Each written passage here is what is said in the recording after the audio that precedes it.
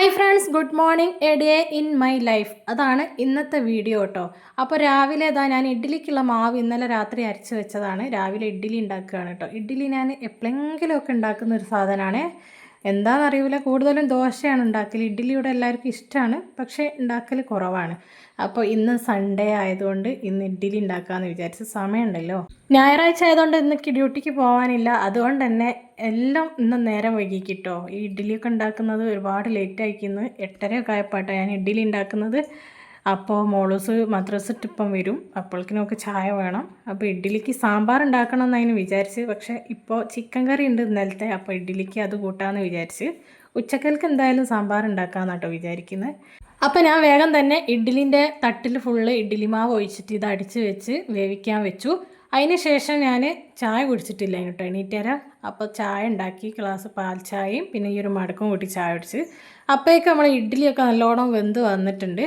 അപ്പോൾ ഇഡ്ഡലിയൊക്കെ വേഗം തന്നെ തട്ട് എടുത്തിട്ട് ആദ്യം ഞാനിതൊരു പാത്രത്തിൽ തണുത്ത വെള്ളം ഒഴിച്ചിട്ട് അതിൽ ഇറക്കി വെക്കും കേട്ടോ. അല്ലെങ്കിൽ ഈ ഇഡ്ഡലി ഈ തട്ടിൽ നിന്ന് കിട്ടാൻ കുറച്ച് പ്രയാസമാണ്.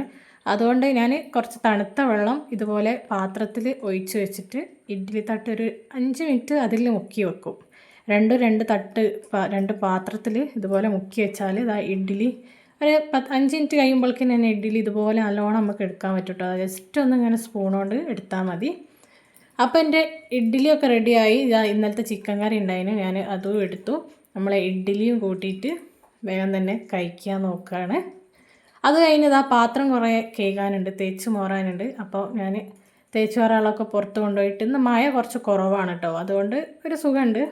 അപ്പോൾ തേച്ച് മോറാളൊക്കെ വേഗം തന്നെ എടുത്ത് തേച്ചൊക്കെ മോറി വെച്ചു.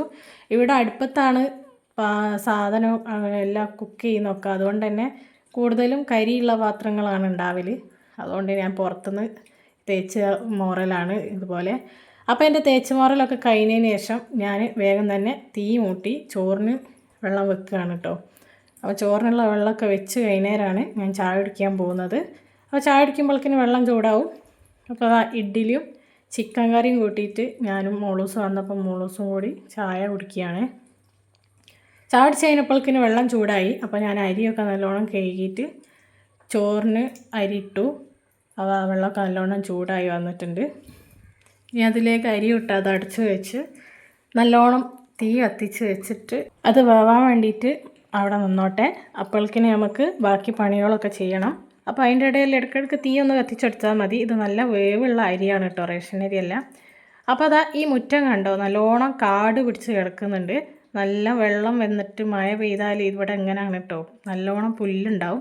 അപ്പോൾ ഇന്നത്തെ പരിപാടി എന്ന് പറഞ്ഞാൽ ഈ പുല്ലൊക്കെ ഒന്ന് ചെത്തുക എന്നുള്ളതാണ്. അപ്പോൾ ആകെ ഒരു സൺഡേ മാത്രമേ എനിക്ക് ലീവ് ഉണ്ടാവുള്ളൂ. അതുകൊണ്ട് ഇന്നിപ്പോൾ കുറച്ച് മഴയൊക്കെ കുറവുള്ളതുകൊണ്ട് തന്നെ മുറ്റമൊന്ന് വൃത്തിയാക്കാമെന്ന് വിചാരിച്ചു. അപ്പോൾ അത് ഏകദേശം ഞാൻ ഇങ്ങനെ ചെത്തി എടുക്കുകയാണ് കേട്ടോ. അപ്പോൾ അതിൻ്റെ ഇടയിൽ സാമ്പാറിനുള്ള സാധനം കൊണ്ടുവന്നതിനും അപ്പോൾ ഞാൻ വേഗം അടുക്കളയിൽ കയറി സാമ്പാറിനുള്ള പണിയൊക്കെ ചെയ്യുകയാണ് കേട്ടോ. നമ്മളെ പുല്ല് കത്തൽ തൽക്കാലം ഞാൻ അവിടെ നിർത്തി വെച്ചിട്ടുണ്ട്. അങ്ങനെ സാമ്പാറിനുള്ള മുറിച്ചിട്ട് കഴിഞ്ഞതിന് ശേഷം ഞാൻ ഇവിടെ ഒക്കെ ഒന്ന് അടിച്ചു വാരി തുടച്ചു. അത് കഴിഞ്ഞിട്ട് എൻ്റെ സ്വന്തം മൈസ്ട്രോ വണ്ടി ഒന്ന് കഴുകാമെന്ന് വിചാരിച്ചു. അപ്പോൾ അതൊക്കെ ഒന്ന് വൃത്തിയാക്കി കഴുകാണ്. അപ്പോൾ കുറേ ദിവസമായി വണ്ടി കഴുകണമെന്ന് വിചാരിക്കുന്നത്. മഴയൊക്കെ ആയതുകൊണ്ട് ഇങ്ങനെ കഴുകാണ്ട് നിന്നായിരുന്നു. അപ്പോൾ എൻ്റെ വണ്ടിയൊക്കെ കുട്ടപ്പനാക്കി വെച്ച് ഞങ്ങൾ ഉച്ചക്കത്തെ സാമ്പാറും ചോറും ഒക്കെ കഴിക്കാൻ പോവുകയാണ്. അപ്പോൾ ഇന്നത്തെ വീഡിയോ ഇത്രയേ ഉള്ളൂ. എല്ലാവരും ഒന്ന് സബ്ബാക്കി ലൈക്ക് ഇട്ട് കമൻ്റ് ഇടണേ. ശരി.